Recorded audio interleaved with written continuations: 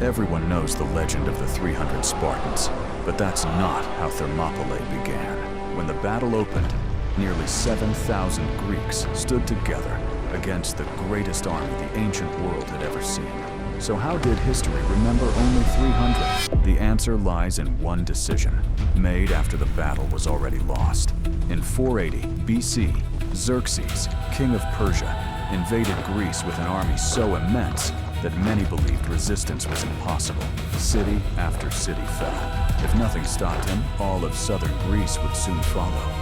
The Greeks couldn't defend every road, so they chose one, Thermopylae, a narrow pass where towering mountains squeezed the road against the sea. Here, Persian numbers meant nothing. If the Greeks could hold this strip of ground, they could delay an empire.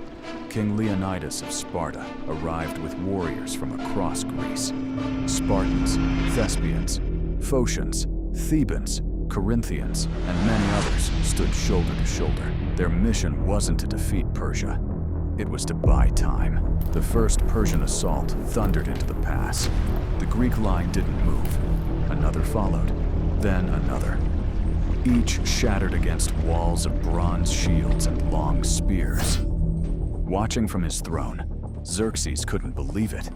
If anyone could break the line, it would be them. They failed. For 2 days, a tiny Greek army held back the greatest military force of its age. But Leonidas knew there was one place the battle could still be lost.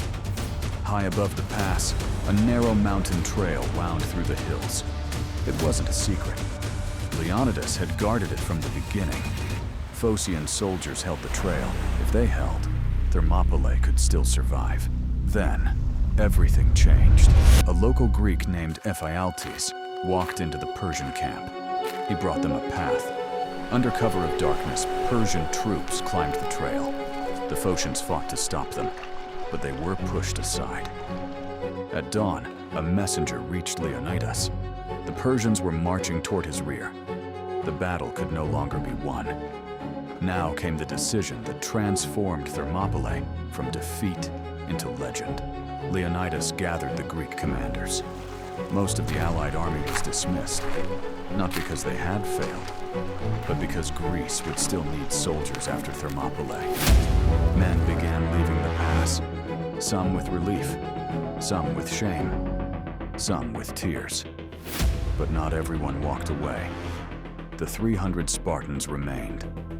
700 Thespians refused to leave, choosing to stand beside the Spartans, even though no law demanded it. Around 400 Thebans also remained under different circumstances. The famous 300 were never the whole army. They were the force left behind. After Leonidas made one impossible decision, the Persians closed in from every direction. Spears splintered, shields cracked, swords flashed. When the weapons broke, the fighting continued with whatever remained. Leonidas fell. His men fought over his body until they fell. By the end of the day, Persia had captured the pass, but Xerxes had failed to break the spirit of Greece. Thermopylae bought the Greek alliance time. Weeks later came Salamis. Months later came Plataea. The invasion that had seemed unstoppable was defeated. For more than 25 centuries, the world has remembered the 300 Spartans. But that was never the whole story. The real story began when one king understood the battle was lost and chose who would carry Greece's future and who would become its legend.